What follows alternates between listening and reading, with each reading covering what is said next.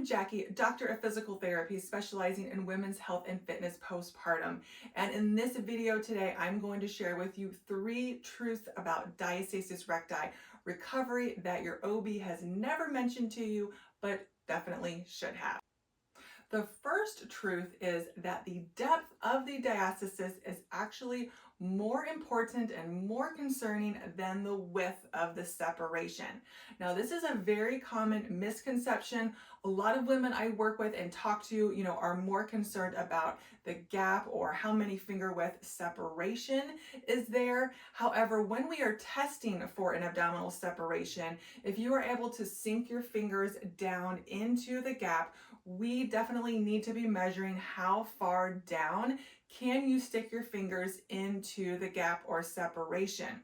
We normally measure this by how many knuckles deep you can sink your fingers down into the separation.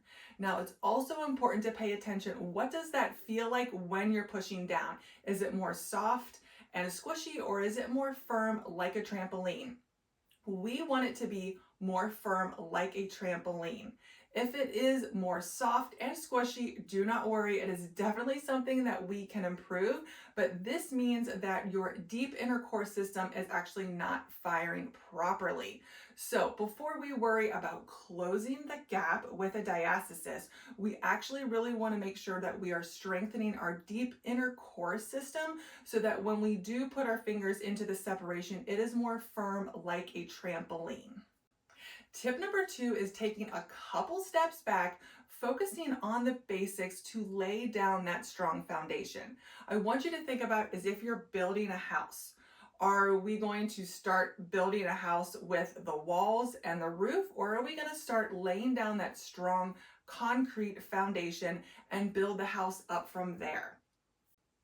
When I'm talking about laying down this strong foundation, I'm talking about the 3 key, what I call the 3 key pillars to core and pelvic floor rehab, which is breathing, posture and alignment, and pressure management. We cannot heal our core and pelvic floor postpartum without addressing these core essentials. Keep in mind that sometimes slowing down means speeding up the healing process. I see this so much with my clients. They're working out, they're doing strength training, they're doing Pilates, but they are still having leaking. They still have the diastasis and back pain. It's because they are not focused on these key core foundations.